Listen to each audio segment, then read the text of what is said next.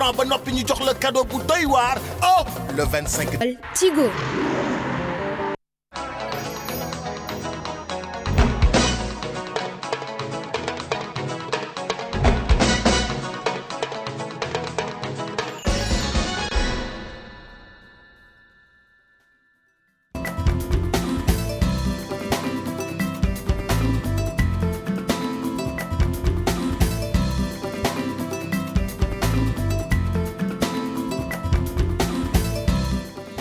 salaamaaleykum waa Sénégal ñu ngi leen di nuyu di ànd ak mbégte fas yéene te ànd teg yéen ci seen émission seetu bi comme ni ñu koy defee mercredi bu ne ñu ànd ak mbégte nag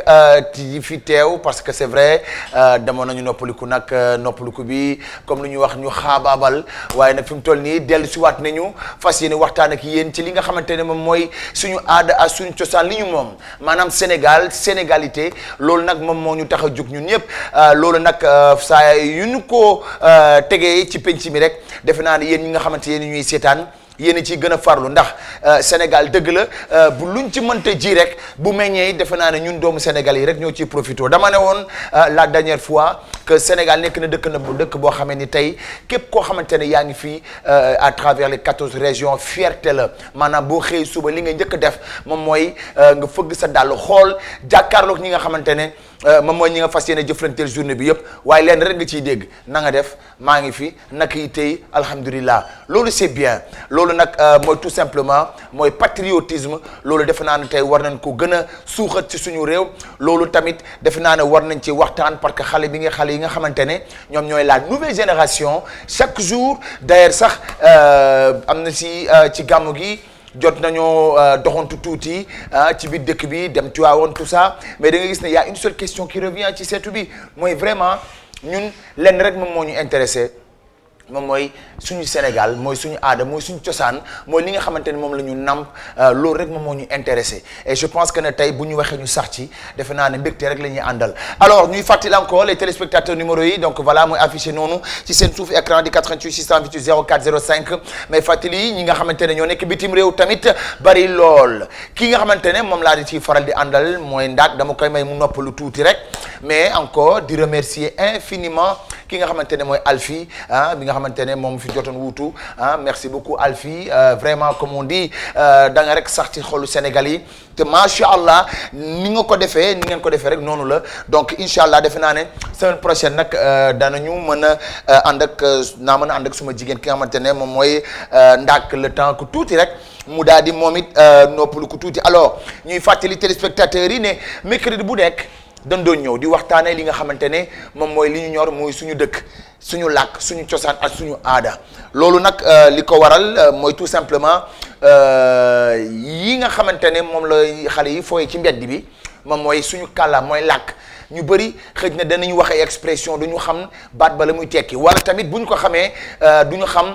wax dëgg yàlla baat ba cosaanam donc loolu la ñuy andi ëpp ñu xam-xam kenn jàngaluwuñu kenn waaye dañuy waxtaanee yéen it boo leen amee li nga xamante ne moom mooy yenn baat yi nga xamante ne xale yi dañ koy faral di utiliser te xamuñu lu muy tekki wala xamuñu lan mooy sens figuré bi mën ngeen ñu woo ci 88 628 04 05 ñu daal di ci waxtaanee alors cax la ay énigme la ay junju la yooyu tamit daañu ci ñëw bi ci kanamee alors tout simplement pour démarrer le temps bien sûr de laisser le soin à tous les téléspectateurs ñu ngi jot message yi merci encore donc ñu c'est à la première vidéo bi nga xamante ne mooy Marema qui est une très grande vedette sénégalaise koo xamante ne tey defe naa ne Afrique dëkk boo lambee juróomi dëkk yi ñetti dëkk yi xam nañu ko tey def na vidéo bu bees tax man nag du ma def dudu rek di ko may képp koo xamante ne tey yaa ngi Côte d'Ivoire parce que c'est une fille qui aujourd'hui a fait vraiment l'unanimité à Abidjan boo demee Bénin noonu boo demee Togo noonu donc loolu nag moom mooy clip bu Marema bi waaye dafa am li ñu naan la priorité elle fait partie des priorités waaye nag lii dafa am dañ toll ci mois mooy Sen Petit Gallé actuellement c'est l'événement de l'année xale yi nga xamante ne tey ñoom ñëpp tey ñoo dëgmal fête yi nga xamante ne mooy les fêtes de fin d'année ak fête Noël yi parce que groupe Futurs Médias tamit du ci yam dong ànd ci Sen Petit Gallé waaye nag Sen Petit Bal du moins mais li mu ciy def moom mooy à partir de la semaine prochaine daañu am li nga xamante ne moom mooy mbaqus pour yéen maanaam ay cadeau ay bon d'achat lay doon pour ngeen mën a bégal seen i ay doom mooy Noël wala fin d'année loolu nag daañu commencé ànd ak yéen incha allah semaine prochaine loolu nag defe naa buñ ci tolloo rek di ngeen gis bande annonce yi ngeen ànd ceeg Kouthia ànd ceeg tous les animateurs ak desk yëpp ci li nga xamante ne moom mooy la grande fête de cette fin d'année mais avant tout dañuy may xale yi ñu seetaan li nga xamante ne moom mooy seen petit gàll bi ma koy may képp koo xamee ni yaa ngi koy pare c'est un grand événement parce que tamit kii ñu ko tuddee wala kii ñu ko duppee moo dul ko ndaw regardez juste après on revient avec Marema ne bougez pas. Donc mu nekkoon une très belle vidéo xale yi nga xamante ne moom lañ ci àndal nag ci seen petit gàllé may fàttali la grande finale incha allah foofa ca foire ba xale yi nga xamante ne nag ñoo ñuy seetaan ñu ngi leen di wax rek tout simplement il faut s'y prendre très tôt saa yu ne ticket yi commencé nañu ko jaay commencé leen déjà yéen ngeen approché wu au niveau de yi nga xamante ne mooy point de vente yi te dama koy faral di wax ni teel a dem ci xew dafa baax parce que dafay permettre xew ba teel a jeex xale yi teel a ñibbi alors que bu ñu yéexee dem xew mi day yéex a commencé yéexi ñibbi waaye tamit ñuy fàttali que ren ce sera un événement exceptionnel parce que il y aura tellement de surprises je vais pas rentrer dans les détails mais xale yi seetaan dites-vous que ren boo leen ko raté ngeen événement du siècle ñaari final la danaa leen wax après final ban final ak beneen final bi alors tout de suite may wax nag téléspectateurs yi nga xamante ne ñoo ñu envoyé message dëgg la ñu bëri dañu bëggoon xam benn baat fu mu jógee mais baat boobu dama bëggoon rek teg ci sama baaraam ñëw ci incha allah jeudi prochain parce que dafa laaj ñu gëstu tuuti parce que dafa am ñetti làkk yu ko andi làkk bu nekk dafa am maanaam la mu ca yokk léegi nag baatu cosaan bi xam nañu ko waaye foog ñu méngale ñaari comparaître ñaari après andi leen exactement baatu cosaan bi loolu c'était via Facebook ñi nga xamante ne ñoo ñu koy yónni alors léegi nag damay laajte benn tour bi nga xamee ni yéen ñu ni seetaan ñu ko ci xam xëj na mag ñi la xale yi ñu ko ci xam bariwul waaye baax na xale yi xam tur boobu turu kan la dëgg la nit parfois danañ la dàkkantal ba gën a siiw sa tur ba kenn dootu xamante sa tur waaye nag dañu bëggoon rek wax tur bi xale yi dégg ko ñu laaj tur boobu kan la damay laaj nag xale yi dama bëgg les moins de 20 ans wala 25 ans ça la moins de 25 ans ñooñu mën nañoo woote ci 88 628 04 05 wala 88 628 22 22 alors tur bi laay laaj ci ki nga xamante ne benn nit ku siiw la ku yàlla mayoon xam-xam la ku yàlla mayoon daraja la muy doomu réew mi ngi tudd Birima Makhureja Demba Khoule Fall kooku moo doon kan ma bamtuwaat ko Birima Makhureja Demba Khoule Fall kooku mooy kan 88 628 04 05 xaaral moo xool léegi tout de suite sama gafa gi ñaata laa ca mën a peut defagum mën naa tàmbalee ñaar fukki junni mën naa démarrer 100000 léegi 100000 laay démarrer tout de suite ci 88 628 04 05 ku woote ñu daal di koy neexal ku ma jox li nga xamante ni moom mooy tur boobu kan la ñu ko mooy turu kan dëgg-dëgg parce que tur ba ñu ko duppee moo gën a siiw waaye tur bii mooy turu li nga xamante ne moom mooy turu juddoom di Birima Makhureja Demba Khoule Fall kooku kan la ñaar fukki junni la ñuy démarrer tout de suite parce que nag dama namoon gars yi dama leen namoon vraiment bi ma ñëwee man leen nag defe naa ne tey dañuy ñëw rek daal di koy teg ci mbartal mi bés mu dem te barigo bu nekkee ci mbartal nañu ko ba mu dem rek loolu nag defe naa ne kenn koo xamante ne yaa ngi sa kër teg du ñu seetaan defe naa ne suñu ko mënoon daañu ñëw jox la loxo ndax émission bi tey bu demee ba nga xamante ni Sénégal lépp ñaanu koy seetaan yéen rek la yéenay taal seen télé donc gàcce leen galaama alors may fàttali tur bi kan la Birima Makhureja Demba Khoule Fall kan moo tudd noonu kan moo tuddoon noonu donc fii di doomu réew mi ku yàlla mayoon xam-xam ku yàlla mayoon daraja kooku nag laa bëgg tey xale yi ñu xam kooku mooy kan donc ku ma wax kooku turu bi nga xamante ne moom la ñu ko dàkkantalee ñaar fukki junni yi yàq moom loolu nag defe naa ne moom mooy bi njëkk ci 88 628 04 05 moom ngeen gis nii seen suuf écran ñu ngi ciy nuyu nag bu baax doomu réew mi dama ko doon wax la dernière fois avant juste rek ñu doon dem congé ay figures yi nga xamante ne c'est des figures emblématiques yoo xamante ne xale yi tey war nañu koo xam ba passé dama waxtaanee kenn koo xamee ni yàlla da ko may vraiment muy doomu réew mi te kooku tamit héros la. nee naa balaa ñu laa jàngal héros keneen nga jàng sa héros dëkk balaa ngaa xam li maamu keneen def nga xam li sa maam def ndax tey Sénégal bu ñu demee tey ba ñu koy kañ wala bu ñu demee tey ba ñuy teg ci ñi nga xamante ne mooy dëkk yi nga xamee ni ci wàllu dalal doomu aadama ci teraanga yooyu yëpp vraiment macha allah defe naa ne tey ñun sët yi wala sëtëriñ yi liggéeyuñu ko suñu ay maamaat te ñu la doon wax ceddo ñoo ko liggéey waaye tamit nag ceddo yi tamit ñi leen fi wutu tey mooy borom xam-xam yi aju ci ki nga xamante ne mooy Seydi Hadj Malick radiyallahu anhu moom nag defe naa ne bokk na tey ci ñi nga xamante ne ci Kayoor jot na cee def lu rëy ci tuubal doomu aadama ci dugal ay doomu aadama ci li nga xamante ne moom mooy ci diine l'islam rawatina ak tarixa Cheikh Ahmadou Bamba moom it defe naa ne foofa ca Bawal la mu ca def tey jël ay nit tuubal leen kenn mënu leen compter te ba tey ñi fi nekk tey wuutu leen ñu ngi tuubal ay doomu aadama pour ñu dugg ci li nga xamante ne moo ko Cheikh Ibrahima Niass moom it noonu yàlla moom it gis ngeen ko ay jaloorem ci ay li nga xamante ne boo génnee Ndakaaru Njaay dem Nigéria la mu fa am ci wàllu taalibe ñoo xamante ne gëmuñu woon sax à la limite dara ba ñooñu tey dugg nañu ci diine defe naa ne loolu ndam la dëkk bi dafa ndaw 14 millions tey boo koy wax matul sax population Paris France tey boo koy wax waaye tey dëkk bi en matière de lii ay xam-xam ci li fi nekk ci xam-xam ay xutbu samaan yu fi nekk fii ci Sénégal ci dëkk bu ndawee nii defe naa ne bu ñu góorgóorlu tuuti rek mën na noo mucc donc yal na ñu yàlla vraiment yaatal tamit maam Limaamu Laay tamit noonu canaba yi noonu tamit defe naa ne tey Sénégal nekk na dëkk boo xamante ne muy est ouest nord sud foo ci mënta dem kilifa diine yi defe naa ne tey dañu ko ëw Sénégal xel yi mën nañu dal waaye nañu góorgóorlu tamit ba bañ a wàcc suñu ànd alors ci 88 628 04 05 ñu leen di xaar bu fekkee ne pare nañu ci li nga xamante ne moom mooy baat tur bi may waaj a wax di Birima Makhouredia Demba Xole Fall kan moo tuddoon noonu ñu démarrer tout de suite 100 000 francs juste après la vidéo su fekkee ne am na kenn ku nekk ci ligne bi ñu jël ko voilà bu fekkee ne amul kenn ku nekk ci ligne bi ñu daal di jàll ci li nga xamante ne moom mooy la vidéo de Marema bi nga xamante ne exclusivité la ma di ko may rek déjà à tous les Sénégalais résidents foofu ci Abidjan allô allô allô oui bonjour soxna si na nga def allô oui na nga def allo allo ndax yaa ngi maa dégg waaw da ngay wàññi nag sa télévision xam naa ne bëgg ngaa participer waaye nag il faut nga wàññi sa télévision ba ñu mën a déggante allo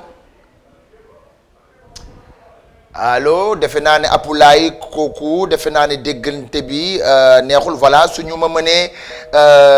voilà xool léegi nag dañuy jàll ci Marema juste après le temps ñu xool vraiment les lignes après daal di dugal téléspectateurs yi juste voilà regardez et c'est pour bien sûr les Sénégalais de la diaspora particulièrement de la Côte d'Ivoire la nouvelle vidéo de Marema c'est parti.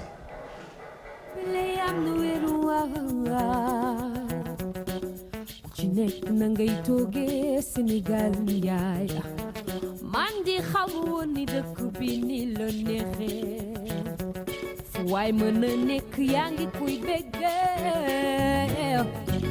dëkk bi la neex na ku ne neexul da nga fee nekkul waaye bëgg naa suma réew Sénégal njaay amuñu benn yoon dara wawul ma wawul sàcce fii am na jàmm fii am na love fii am na xewal fii am na ñaan fii am na jàmm fii am na love fii am na xewal fii am na ñaan mashallah now Sénégal njaay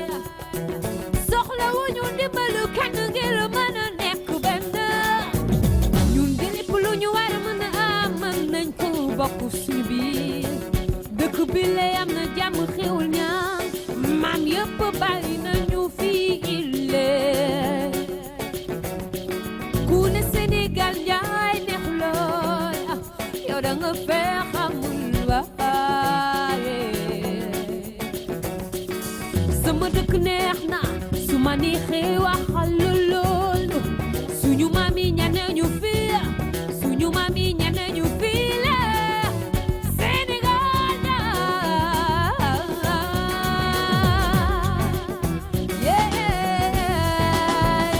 go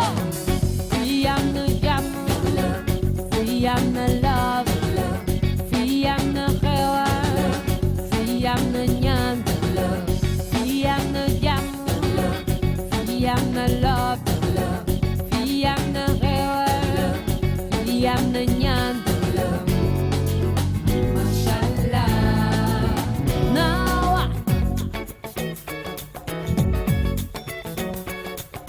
my country is beautiful I love Sénégal Sénégal neex na loolu ma ko wax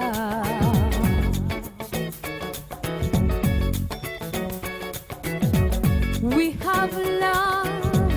we have peace we have love peace and harmony Sénégal neex na dëgg la fii am na jàmm fii am na love fii am na xewal fii am na love fii am na jàmm lool fii am na xewal fii am na ñaan fii am na love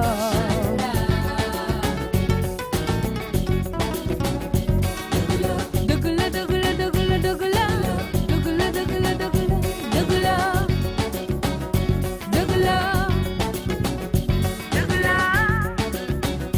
dëgg la voilà merci donc mu nekkoon la nouvelle vidéo de Marema ñu ngi koy may képp koo xamante ne soppeem nga parce que actuellement mën nañu wax ne vidéo bi seetu bi la njëkk a jàll c'est une exclusivité ñu ngi koy may waa Côte d'Ivoire parce que nekk na jigéen joo xam ne boo demee Côte d'Ivoire tey boo nee Marema ñëpp ko fa xam allo am na ko fi ne allo. allo. waaw sëñ bi na nga def. maa ngi leen di ziar bu baax. yàlla nangu ziar defe naa ne namoon naa leen lool. dama bëggoon participer ci questionnaire bi. acca jox ma tur boobu ki nga xamante ne mooy Birima Makhouré Demba participer ci Xol questionnaire bi Birima Makhouré Demba Xol Fall. kookay kan. waaw kooku mooy Kocc Barma Fall. ah cëm Kocc Barma Fall lan la waaw woon. Kocc Barma Fall. allo. allo oui Kocc Barma Fall. félicitations kooku doon Kocc Barma Fall. kooku doon Kocc Barma Fall di woon un très grand philosophe sénégalais. allo yéen a ngi ñu ngi may dégg allo dafa mel ni ok d'accord donc su fekkee ne mën nañu koo jël ci ginnaaw ñu xool voilà ci 88 628 04 05 félicitations nii la ki nga xamante ne moo nag Kocc Barma allo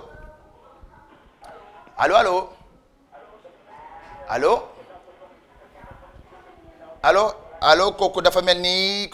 ni dafa nekk di dégloo ci teleem 88 628 04 05 allo waaw xale yi nga xamante ne tey ñoom ñoo faral di dégg ñu naan allo. waaw sëñ bi na nga def. waaw sëñ bi na nga def. way. waaw sëñ bi na nga def yaa ngi may dégg. sëñ bi ndax yaa ngi may dégg. waaw maa ngi lay dégg kay. waaw naka nga tudd at fan nga nii woowee. maa ngi lay woowee Porokhane waaw xam naa ne nag da nga bëggoon andi ci tur bi nga xamante ne moom mooy Birima Makhouré Demba Xol Fall. waaw. kooku moo doon. Kocc Barma. waaw kooku moo doon Kocc Barma mais malheureusement da nga yéex a woote am na léegi kenn ku ko trouvé mais reste à l'écoute ñu jël la ci ginnaaw comme ça ñu jéem a xool su ma dellu soité tout à l'heure lan laa la mën a jox comme ça nga kurumtu ko allo. léegi dama lay laaj. dama lay poser benn question. question bi dama ciy def 50 000 fukki junni laa ciy def boo ko kiiyee ma may la ko ma neexalee la ko alors yaa ngi may dégg bu baax. waaw maa ngi lay dégg waaw. waaw léegi dama bëggoon nga wax ma bu njëkk Dakar naka la tuddoon. bu njëkk. waaw. ah loolu de man dina xaw a yéeme sëñ bi waaye xam nga man fi ma dëkk ak côté Dakar foofu dama xaw a sori. yow fan ngay wootee nii. man maa ngi lay woowee Porokhane. Porokhane d'accord léegi dama lay laaj tamit deuxième question laa lay may encore bii deuxième chance la. waaw léegi dama lay laaj. nga liimal ma. ñeenti héros. mooy maanaam ñeenti buur. waaw. ci Sénégal. waaw acca jëlal. acca ñu tàmbali. Lat Joor. Lat Joor. waaw. waaw. waaw Buur Siin Kumba Ndoofeen. waaw. Maba Jaxu Ba. Mbaba Jaxu Ba waaw ba tey. waaw ak Amari Ngoone Sobel. Amari Ngoone Sobel. waaw muy ñeent voilà très bien. alors defe naa ne jëlee leen ma ko ci ginnaaw voilà ne quitte pas comme ça ñu de allo. voilà ñu jëlal ma ko ci ginnaaw comme ça ñu daal di koy moom it neexal parce que nag tey sama yaram dafa tàng ndax dama leen namoon parce que tout simplement émission bi seen soo leen gisee jeudi bu nekk muy man muy ndaag ak Alfi ba ñu fi nekkee lenn rek lañ ci jublu mooy vraiment fexe ba nga xamee ne rek Sénégal ku ne gis seen bopp ci seen émission bi nga xamante ne mooy seetu allo. allo. waaw soxna si na nga def. ça va maa ngi fi. naka nga tudd at fan nga ni woowee. Aïcha. Aïcha. oui. Aïcha fan nga ni woowee. Grand Dakar. Grand Dakar léegi dama lay laaj xam naa ne tontu nañu ko waaye dama lay laaj ci benn laaj bu simple ba ma ko joxee tontu bi. ma xool la la mën a neexalee rek ci tàkkusaan bi le temps que ma xool sama gafe gi ñaata ci ne. d'accord. benn moo laa lay laaj naka lañu ko waxee ci wolof. d'accord. yow dégg nga wolof bu baax ñaata nga am. 15 ans. 15 ans ah 15 ans. loo jot a xam ci wolof du bari yow wolof nga gën a dégg wala français nga gën a dégg. waaw rek. d'accord léegi dama lay laaj ki nga xamante ne tey. mooy Amari Ngoone Sobel. waaw. moom fan la nekkoon buur. Amari Ngoone Sobel. waaw fu mu cosaanoo bu la neexee wala fan la nekkee buur tamit ñaar yooyu yaay xool. Kayoor. Kayoor. waaw deuxième lamel du Kayoor. waaw très bien ba tey léegi nag dama ciy toftal benn rek comme ça moom ma jox la loo joganaloo bi ci kanamee léegi dama lay laaj beneen laaj. waaw. Grand Dakar boobu nga dëkk allo allo malheureusement dafa mel ni dem na bëggoon naa ko jox lu mu kurumtoo ci tàkkusaan bi ci 88 628 04 05 dafa am ñaari laaj yu ñu ma laajoon balaa ma doon dem congé te defe naa ne dinaa ci andi leeral dañu maa dégg ma doon liim kenn ki nga xamante ne moom lañ doon wax Gutenberg ma ne leen ñu ngi lay laaj mais kan mooy Gutenberg kan mooy Gutenberg kan mooy Gutenberg ma ne leen kooku c'est le premier imprimeur sénégalais pour histoire ngeen xam parce que tamit defe naa ne ñetti nit laaj nañ ma ko benn baa ngi ci Facebook yeneen ñaari par message la kooku tey bu imprimerie demee ba am Sénégal tey ndax moom da ko donn ci ki mu ko donn kooku tuddoon Gutenberg mu nekk le premier Sénégalais à relever un défi d'une société multinationale au Sénégal di def imprimerie ba nga xamante ne tey imprimerie boo dégg wala imprimeur boo dégg Sénégal tey defe naa ne bu ñu demee ba di ko kañ wala ñu di ko wax dara war na koo gërëm kooku nga xamante ne moom mooy Gutenberg donc moom nag defe naa ne tey Sénégalais yi war nañu koo xam danaa ñëw incha allah jeudi prochain andi leen allo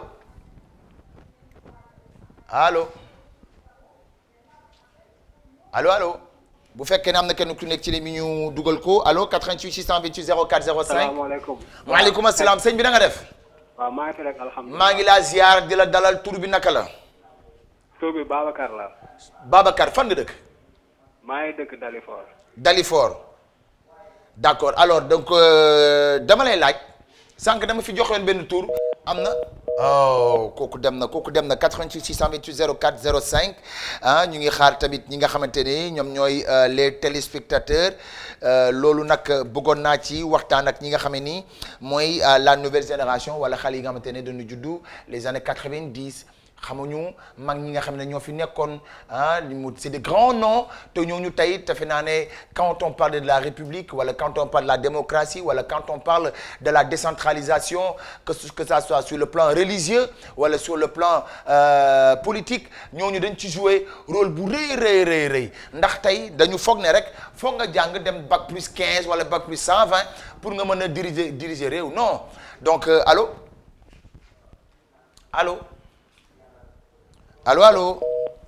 waaw nañu ma xoolal bu baax ligne yi ci 88 628 04 05 maa ngi ci profiter aussi ah di souhaiter un joyeux anniversaire à Garmi Mbaye allo. waaw kooku. maa bëgg a bokk ci oto bi. yow la. man la ana lépp tur bi. naka nga tudd. ana lépp tur bi. da nga koy leb. waaw. d'accord léegi boo ko lebee ma lebal la. waaye man it defe naa ne su ma la waree jox dara te yoruma ko dama koy leb. waaw. d'accord léegi yow fan nga ni wooyoo loolu est-ce que mën nañu koo xam. dama koy leb. ñu leb ko da nga koy leb. waaw. léegi dama la bëgg a laaj. première capitale u Sénégal ci ban dëkk la nekkoon. Ndar. Ndar. waaw. lan ma war a ñu jëlee ko Ndar andi ko Ndakaaru. xaw ma ko de. waaw kay lu yëngu la ko yëngu la ko ëpp doole loo mënti gis lu ne rek def naa lu ko sabab moo ko ëpp doole donc bu fekkee li dama laaj beneen laaj encore waaw. d'accord léegi dama laajte woon sànq Dakar naka lu tuddoon bu njëkk. Dakar. waaw. Ndakaaru. naka déedéet du Ndakaaru de yow da ko wolofal rek di da ko wolofal la Ndakaaru waaye nag. tudduloon Ndakaaru léegi dama lay jox sa dernière chance. waaw. boo ko trouvé. ma xool sama gafa gi. xaaral ma xool ba xam. waaw boo ko trouvé ma joxagum la fukki junni yow it nga daal di départ. léegi boo ko trouvé ma joxagum la fukki ma mayagum la fukki junni nga mën a am loo dafoo. lii wolof Njaay moo ko wax. wolof Njaay dafa ne. xaaral ma xool benn bu yomb nga baal ma rek du dëgg waaw waaw nat wolof Njaay dafa ne tungu ne du tungu ne du teew ñuy nataal allo kooku dem na ndeysaan waaw bëggoon naa ci nag vraiment mu moo ci leeral fukki junni yaa nga ci de fukki junni yi ma nga ca 50 000 yaa nga ca donc woote leen ci 88 628 04 05 wala 88 628 allo allo allo allo allo. waaw sëñ bi da nga def. waaw sant yàlla Paa. ba yaa ngi am jàmm. allo. waaw kooku dafa mel ni dem na waaye tamit ñu ngi koy xaar ci 88 628 04 05 88 628 22 22 alors dafa am benn date boo xamee ni dama ko bëggoon joxe ngeen bëgg wax kan mu judd ci at boobu le 18 juillet 1910 ca Xombal kan moo judd ci at moomu kooku ma nga génn àdduna le 25 janvier 2009 doomu réew mi la du ku yàlla meen xam-xam lool macha allah kooku tamit defe naa ne xale yi war nañu koo xam may laaj mi ngi juddu le 18 juillet 1910 foofa ca Xombal mi ngi génn àdduna le 25 janvier 2009 danaa leen jox après ay indice waaye rek ñu ma bàyyi leen loolu mën naa ci defagum 100 000 mën naa ci defagum ñaar fukki junni nañ ci defagum ñaar fukki junni allo. allo sëñ bi na nga def. sant rek bu wér alhamdulilah. ba yaa ngi am jàmm. ñu ngi sant bu wér. yal na yàlla xeb dolli damay ñëw ci date bi boo ma waxee ku ci juddu kooku kan la ma daal di lay bàyyi ak ñaar fukki junni yi rek nga xam loo ciy def ci tàkkusaan bi le 18 juillet 1910 mi ngi génn àdduna le 25 janvier 2009. ñu denc ko fan. ñu denc ko fan. déet mënuma la fu ñu koy denc. mais il faut nga joxe quelques indices sax au moins. su ma la joxee mën naa wax ne borom xam-xam la woon ku yàlla mayoon xam-xam. tàggat ko ci wàllum maanaam nu ñuy doxalee réew. foofu laa mën a yem ma wala ñu ni doxalee penc bii moom amul deuxième sens ñaar fukki junni la de 100 000 laa ci def de mi ngi juddu le 18 juillet 1910 foofu ca Xombal mi ngi génn àdduna le 25 janvier 2009 kooku kan la kooku yàlla dina ko meyoon xam-xam lool allo waaw dafa mel ni dem na ci 88 628 04 05 88 628 22 22 alors ñu bàyyi leen le temps ngeen seetaan beneen vidéo xam naa ne ligne bi ça explose parce que kenn ku nekk ci yéen mi ngi woote maa ngi jot ay message ñu ngi woote aussi mais tamit ñuy wax rek ne c'est ça la beauté loolu moom mooy tey Sénégalais yi ñu ngi commencé xam vraiment ñi nga xamante ñoo doon jàmbaar yi démb moo waral tey te ku fàtte sa démb sa tey moom waxi noppi loolu defe naa ne xale yi nga xamante ne tey mooy la ñuy wax la nouvelle génération baax na nga ibbeeku maanaam nga am culture di xam li nasaraan bi américain bi yëpp waaye xamal sa bopp ba pare parce que soo xamee sa bopp moo gën ñu doo di la woo di la wax yaay kan loolu gàcce la donc ñu ngi leen di xaar ci 88 628 04 05 juste le temps ñu bàyyi leen ngeen wax ma kan moo judd le 18 juillet 1910 foofa ca Xombal mi ngi génn àdduna 25 janvier 2009 yàlla da ko mayoon xam-xam tàggat ko wala nga jëmale ko ci wàllum nu ñuy doxalee réew wala nu ñuy doxalee penc su fekkee ne booboo gën a yomb ci yéen juste après la vidéo on revient regardez.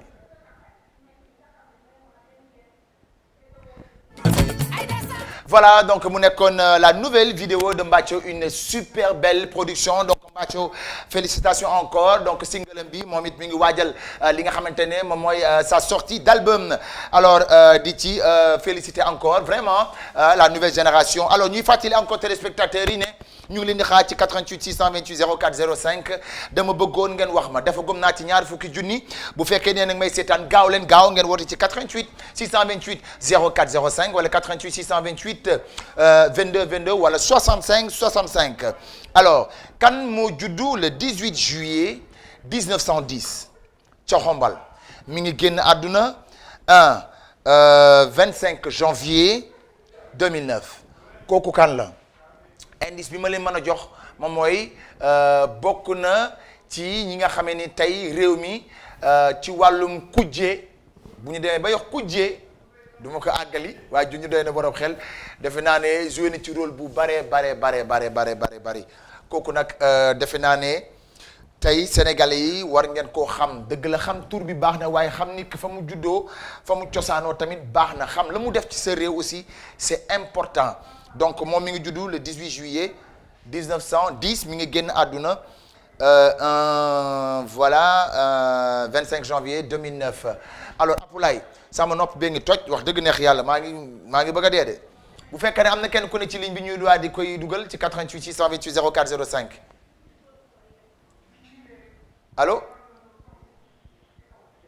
allo dafa mel ni amul ku nekk ci ligne bi. allo waa sëñ bi na nga def. waaw maa ngi fi. naka nga tudd at fan ngay wootee. maa ngi tudd Amadou Gaye. Amadou dama defagum ñaar fukki junni ci laaj bi may laaj. waaw doomu réew mi la. Mamadou Dia la. kooku la très bien félicitations Mamadou Dia dama bëgg nga wax ñiy déglu kooku kan ma doon Mamadou Dia. Mamadou Dia. waaw kan ma doon Mamadou Dia premier ministre temps Senghor.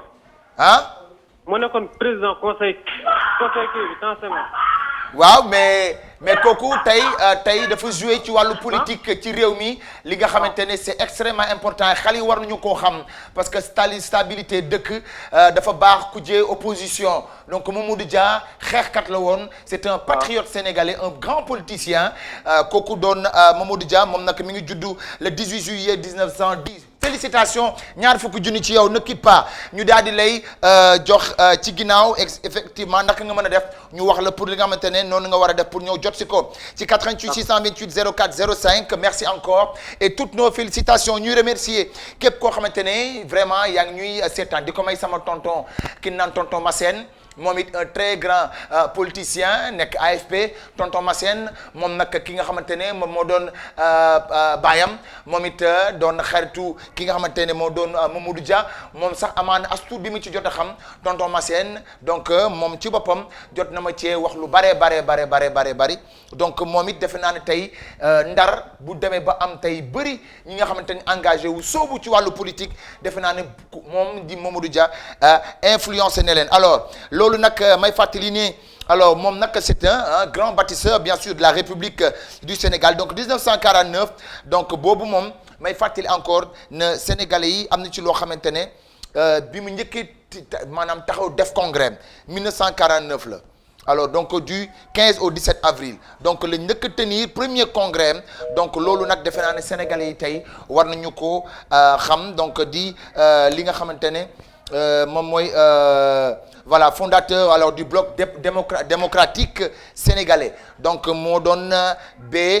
BDS donc voilà may fàttali encore di li nga xamante ne mooy bloc démocratique sénégalais BDS loolu moo nekkoon partem allo 88 628 04 05 donc voilà ki nga xamante ne mooy Mamadou Dia defe naa ne trouvé nañu ko félicitations ki nga xamante ni moom moo ko trouvé may fàttali encore dama bëgg ñëw encore ci benn date kii ci wàllu tàggat yaram la moom it defe naa ne def na fi jaloore mi ngi 1986 dafa am kenn koo xamee ni dafa marqué les esprits 1986 ci wàllu tàggat yaram ma bëgg ngeen woo ma wax ma kan la ma démarré fukki junni ndànk 88 628 04 05 ma ciy profité aussi di souhaiter un joyeux anniversaire à Garmi Mbaye et sa fille donc Adji Ngoy Mbaye donc Khady Ndiaye donc voilà ñu ngi leen di Bissine donc voilà ñu ngi leen di voilà ñu ngi koy souhaiter un joyeux anniversaire autant pour moi parce que ñu ngi jot message yi ñu ngi ñëw alors donc ki nga xamante ne moom mooy waa Kaolack ñoom ñëpp ñu ngi leen di nuyu alors donc vraiment donc waaye nag voilà Abou maa ngi koy nuyu Abou Sy foofa ca Kaolack may wax ne actuellement groupe Futur Média bis yaa ngi fi gaare fas yéene départ dem Kaolack ci li nga xamante ne mooy gàmmuwaat bi donc loolu nag defe naa ne tey la télévision des grands événements tey bu fekkee ne dafa mettre à disposition presque tout son personnel ñu bëri départ nañu sax ñu ngi ci yoonu Kaolack bi yàlla nañu àgg ak jàmm waaye tamit daañu ko dund at yéen en direct ci li nga xamante ne moom mooy li nga xamante ne aussi moom mooy gàmmuwaat bi Ndiassane tamit noonu xam ngeen ne Ndiassane tamit dañuy gàmmuwaat tamit am nañu une forte délégation bi fi jugee équipe bu rëy camion yi car yi riz yëpp presque dem nañu donc foofu diggante Kaolack ak Ndiassane donc encore une fois ñuy wax nit ñi nañu daw ndànk rek te ñu ñaanal borom kër gi ki nga xamante ne moo Youssou Ndour yàlla bàyyi ko fi bàyyi ko sagom te may ko wér-gu-yaram at sutura alors donc 1986 allo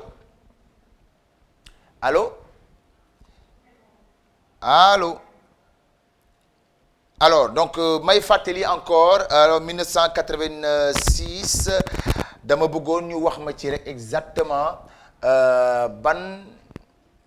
tàggatkatu yaram wala ban sportif pour xale yi mën a dégg ngeen mën a associer ñaari mots yooyu ban sportif moom la ñu gënoon ràññee moo tax ba année boobu bu ñu ne 86 rek xel yëpp dem ci moom ma bëgg nag ngeen liimal ma mën ngeen maa liimal waaw mën ngeen maa liimal waaye dafa am ñoo xam ne dañ ci def jaloore donc ma di leen xaar ci 88 628 04 05 ñu démarrer fukki junni rek on va passer juste à une vidéo waaye tamit ñu ci gërëm Anta donc Anta Fall donc Anta Seck foofa ca Tivaouane donc moom it merci kooku moom mooy suma seex foofa ca Tivaouane di doomu ci Pa Habib sama papa Habib ak sama papa Pa Moussa Seck foofa ca Tivaouane moom it ñu ngi koy ñaanal gudd fan wér gi yaram mu dinu ñaanal yàlla may ko sutura àdduna alaxira ak suma papa Khalifa vraiment mën nañu wax ne tey jooyuñu papa ñun waaye tamit li nga xamee ni moom ngeen war a matal mat na donc loolu vraiment encore je tenais à le dire donc au nom de toute la famille Seck alors loolu buñ ci jógee dañuy jàll tout de suite ci benn vidéo encore ñuy fàttali laaj bi 1986 daf ci amoon.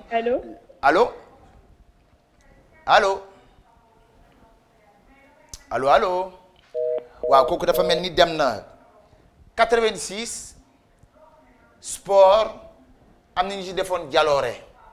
ci ban sport la ñan la ñooñu laa ci soxla su ma ci amee ñaar baax na ñu daal di jàll juste après la vidéo de Mbathio ñu daal di jàll ci une autre vidéo aussi que je laisserai le soin bien sûr à Poulaye mu daal di ci pelloog yéen allez à tout de suite. Voilà donc mu nekk vidéo bi nga xam ne nii tey maa ngi koy may waa 5-5 yëpp di ko may Thiana Faye suma jigéen suma xarit suma cousin donc voilà di ko may Ama tamit foofu ci États-Unis di ko may yaayu Thiat moom mooy Ama donc ki nga xamante ne mooy madame Njing di soxna ci Fata maa ngi koy béggee bu baax a baax a baax a baax a baax aussi di ci may nag gars yi nga xam ne nii ñoom ñëpp ñu ngi seetaan foofu ci États-Unis di ci nuyu Mansour Mbaye di ci nuyu Aïda Mbaye di ci nuyu Maguette Mbaye foofu ci États-Unis donc ñëpp doom ci ki nga xam ne nii moom mooy Ndeye Seck donc signature donc foofa ca États-Unis donc ñooñu ñu ngi leen di gërëm bu baax a baax a baax a baax a baax a baax a baax alors ñuy fàttali encore téléspectateur bu fekkee ne suñu laaj boobu am ngeen ci li nga xam ne ni mooy tegtal wala am ngeen réponse bi mën ngeen dugg si léegi ci 88 628 04 05 allo Apulaay bu fekkee ne am na kenn ku ci nekk ñu daal di may woo la dugal allo waa sëñ bi na nga def man maay Amadou Gueye maa woote woon sànq. ci question Mamadou Dia bi. Voilà très bien Amadou Gueye ne quitte pas comme ça ñu daal di lay bul ko pédé parce que j'ai l'impression que ne parfois la ligne du stable mais ne quitte pas comme ça ñu jël la ci ginnaaw comme ça ñu wax la exactement comment est-ce qu'ils font faire parce que depuis sànq ba léegi ñu ngi ci ligne yi di defaraat alors ñu ngi ci sinon dama am malheureusement comme lu ñu naan xew-xew la mënta ñàkk. ki nga xamante ne suma xarit la di xaritu ñëpp au nom du groupe Futur Média tàmbale ko ci président Youssou Ndour di président directeur adjoint donc ñoom ñëpp Mbouba Ndour Ndiaga Ndour donc ñu ngi jaale ki nga xam ne ni moom mooy soxnayu Pape Diouf voilà Pape Diouf donc di bébé Bass nag yaa papam moo génn àdduna tey ci suba yal na ko yàlla xare àjjana donc papa ji di Yoro Bass yal na suuf woyof ci kawam ki nga xamante ne nag bay Pape Diouf moom it mi ngi ci joindre ak ñun ci li nga xam ne ni mooy njaal mi ñu di ko njaal Sénégal yëpp Yoro Bass moom mu nga xamante ne moo génn àdduna di bàyyi di papu ki nga xamante ne mooy papu mooy soxna Pape Diouf voilà bébé Bass ñu ngi koy jaal donc Bouba Ndour Ndiaga Ndour donc toute la famille Ndour et aussi le groupe Futur Média ñooñu ñu ngi koy jaal yan na suuf woyof ci kawam buñ ci jugee dañuy dellu siwaat léegi ci émission bi alors ci 88 628 04 05 ñu daal di laajte bii bu yomb la parce que defe naa ne tamit ci wàllu tàggat yaram la ñuy nekk rek ba léegi kooku kii mi ngi judd 1958 le 22 septembre 1958 tey ci ay date laay ñëw le 22 septembre 1958 ban tàggatkatu yaram boo xam ne dafa siggil réewam ci àdduna ci wàllu tàggat yaram kooku kan la mi ngi juddu le 22 septembre 1958 doomu réew mi la patriote sénégalais moom it yàlla may ko vraiment ci wàllu bu ñuy wax tàggat yaram daraja yu kawe mu yóbbu turu Sénégal ci ñu ko yóbbu sax mu siiw ci wàllu domaine boobu mu nekk ci la bokk donc kooku may laaj mooy kan ñu defagum ci fukki junni defe naa ne sama ñaar fukki junni dem na léegi ñu daal ciy def benn fukki junni ma dese lu benn fukki junni balaa heure bi jeex allo. waa sëñ bi na nga def. sant rek alhamdulilah. waaw nag nga tuddaat fan nga nii woowee. Mbaaw laa lay woowee. Mbaaw acca léegi tur bi naka la. Jules François Bocandé. waaw kay nee na ma tur bi d'accord benn la rek Jules François Bocandé dëgg la bu ñu nee Caire 86 xel yëpp dañuy dem ci moom dolli ma beneen at kan dama ne woon ñaar allo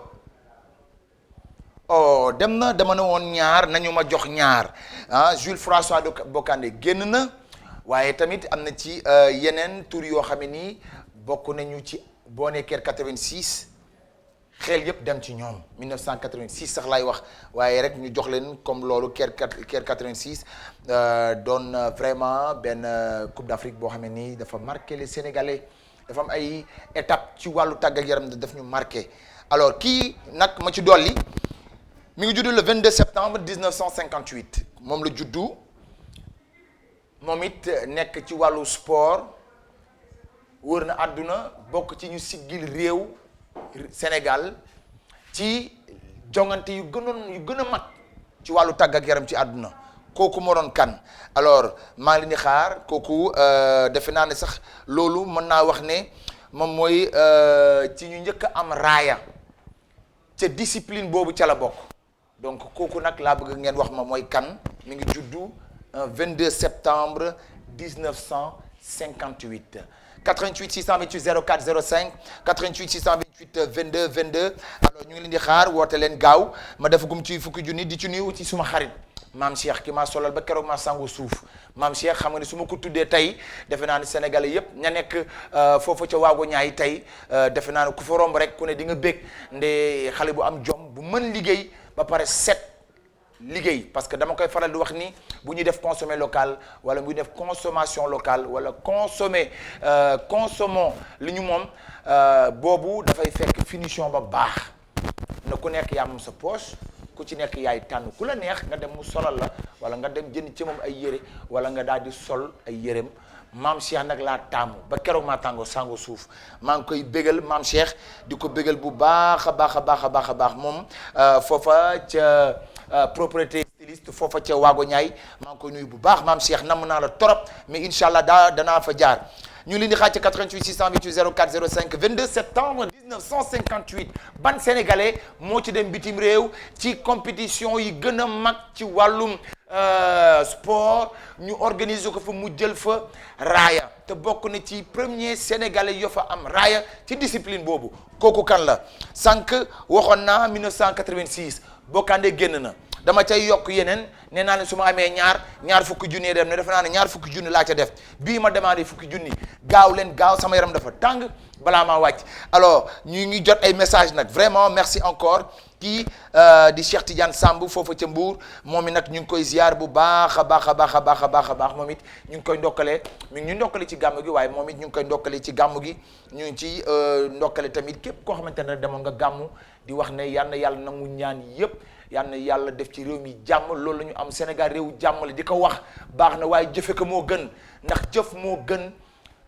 fay parce que boo jëfee buñ la fayee rek macha allah donc ni ngeen jëf lu baax jëf bu baax moo gën parce que boo jëfee bu baax buñ la ko fayee nga am kër àjjana waaye boo jëfee lu bon buñ la ko fayee yan ci dégg doy donc nañu góorgóorlu bu baax ci jëf yi rafetal jëf yi rafetal xel yi rafetal xol yi tàppe ko booloo nekk benn bu ñu demee de benn naan Sénégal benn dëkk la kenn mënu koo xar ñaar du man maa ko créé du yow ya mi ngi seetaan yaa ko créé wax la boo xamee ni ki ko créé sax amaana xamutuñu ko kan la ndax baat boobu cosaanam dafa yàgg lool waaye nañu góorgóorlu ba nga xamee ni tey réew mi tey lépp loo xamee ni tey nit dëkku fi rek daal di am intention bu bon pour def ko fi yal na ko yàlla ma delloo sagoom ba mu dellu si waat ndax doomu réew mi la duñu ko ñaanal safaan bi waaye dañu koy ñaanal yàlla delloo ko sagoom ba mu dellu si waat ndax ci doomu réew mi la alors 88 628 04 05 defe naa ne sànq Mamadou Dia trouvé nañu ko moom mi ngi judd le 18 juillet 1910 foofa ca Xombal mi ngi génn àdduna 25 janvier 2009 su fekkee ne am na kenn ku nekk ci ligne bi ñu daal di koy dugal allo. allo. waaw sëñ bi na nga def. ça va alhamdulilah maa woote woon léegi. waaw ci wàllum yow yaa joxe woon Jules François Bocandé. waaw. man a dolli ma beneen. beneen chose. waaw. ah. Roger Mendy. Roger Mendy. waaw. Boubacar Sarr Lokot. waaw ba tey waaw kay Lokot. waaw Lokot. waaw Cheikh at Cheikh Seck ma dolli la ma ñeenta leen. Cheikh at Cheikh Seck. waaw Cheikh Seck defe naa ne mën nañu war a si homme du match la bokk. waaw donc Cheikh Seck moom it il a été vraiment un très grand gardien félicitations bul coupé ngir yàlla bul coupé jëlal leen mu ko ci ginnaaw moom it ñu daal di koy jox neexalam Cheikh Seck tamit. Il a marqué vraiment le football sénégalais donc moom it gis ngeen ko Lokot donc yooyu dégg ngeen ko c'est de grands noms yoo xam ne tey bu nee Caire 86 ñooñu dañu fa siggil waaye nag yàlla mooy joxe ndam loolu nag munuñ ci dara defe naa ne jàmm moom li mu ñaan rek moom mooy sabablu rek donc yàlla may suñu gaynde yii la mu xañoon ñële. te ñu may leen ko mu jig leen lool ñu ngi leen koy ñaanal aussi alors kii mi ngi judd le 22 septembre 1958 moom it doon un très grand sportif bu mag bu fekkee ne am na kenn ku nekk ci ligne mi dugal ko 88 628 04 05 88 628 22 22 voilà donc moom vraiment bu ñu koy xool moom dafa nekk un très grand spécialiste ci benn domaine mu jël ca vraiment benn raaya te defe naa ne tey fierté sénégalais li nit ñi war nañ ko xam mooy kan maa ngi leen di xaar ci 88 628 04 05 bu fekkee ne am na kenn si yéen ku ko xam rek moom le 22 septembre la juddu 1958 c'était un grand sportif maa ngi leen di xaar dafa gëm naa ci fukki junni alors tout de suite nous allons passer à une vidéo ñu daal di koy may maa ngi koy may ndaag su ma jigéen xam naa ne mi ngi ñuy seetaan nag mu noppalu bu baax a baax a baax moom Alfie maa ngi leen di may cette superbe vidéo de Pape Diouf juste après on revient.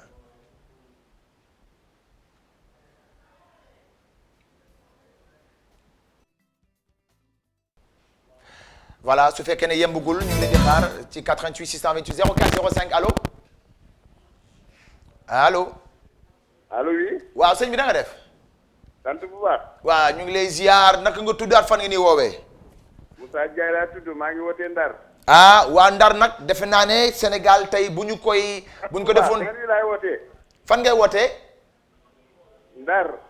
Ndar waaw Ndar xam nga Ndar dafa am da ngeen am loo xam ne nii ñaari dëkk rek ñoo ko fi am. mooy doomu ngaay mooy Amadou Diaba la Amadou Diaba athlète.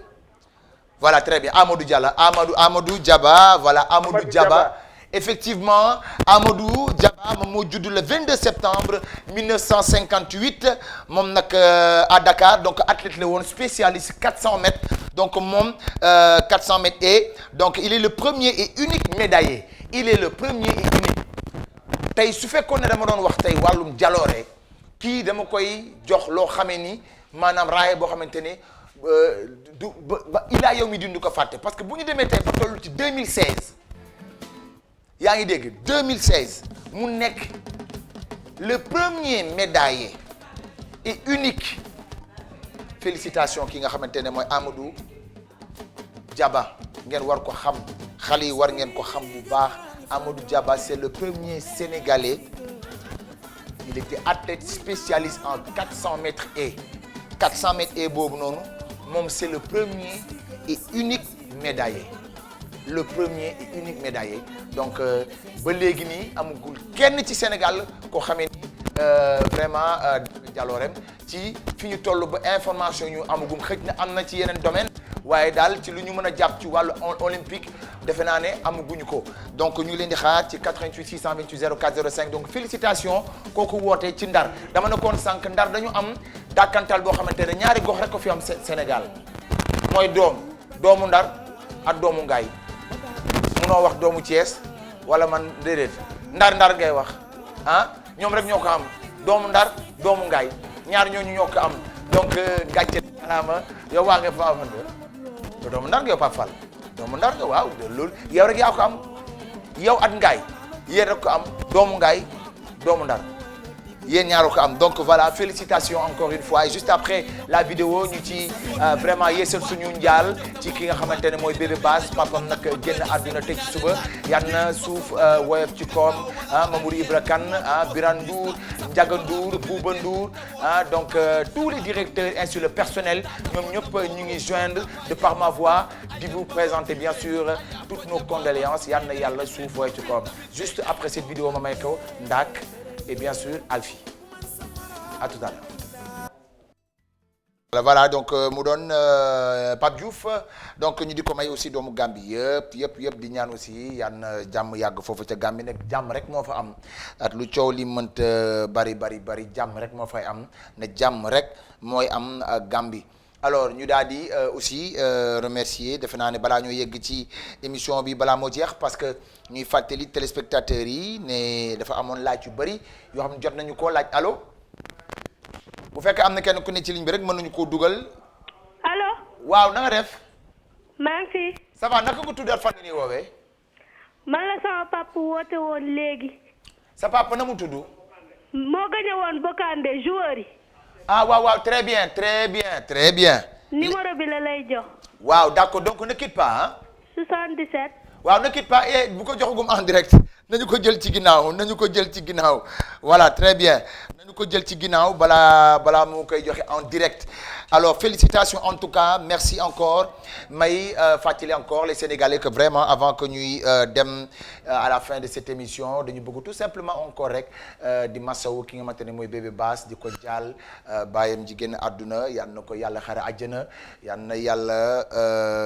saraxam yàgg seen loxo aussi di masawu aussi Pape Diouf bu baax a baax a baax a baax di ko masawu ne at lu mu mënti demee am na loo xam ni rek bu ñëwee rek doomu aadama dafay nangu duñ fi nekk nag di ko yaatal waaye daal nañu nangu yan nag yàlla def li gën yàlla mel na xolu muñ. alors ñuy ci aussi bégal ñi nga xam ni ñu ngi nekk foofa ca Gambie ak ñi nekk ci Kaolack ñu ngi leen nuyu waa Fatick aussi tamit ñu ngi leen di nuyu jot nañu seen ay message jeudi prochain incha allah bu ñu fi ñëwee daañu lim benn par benn képp koo xam ne rek vraiment jot nga ma yónnee ay mail wala des suggestions wala li nga xamante ne tamit bëggoon nga tey mu jàll ci émission bi lu duuf yëpp xajul ci nag bi waaye tamit dañu koy dog ba beneen daal di souhaiter vraiment une excellente début de soirée à tous les spectateurs di wax ne restez toujours en compagnie des programmes de la télévision Futurs Médias. Quant à moi, je vous donne rendez-vous inchallah la semaine prochaine. Sinon on se quitte avec la nouvelle vidéo bien sûr de Demba Guissé, voilà Demba Guissé maa ngi koy may Demba Guissé bu baax moom it un jeune qui pétrit de talent moom it ñu ngi koy bàyyi xel bu baax a baax Maam Góor Jasaaka tamit moom it ñu ngi koy bégal bu baax moom it xam ngeen ne mi ngi dégg ma xewam bu rëy boobu donc moom it incha allah defe naa le 10 la donc Maam Góor Jasaaka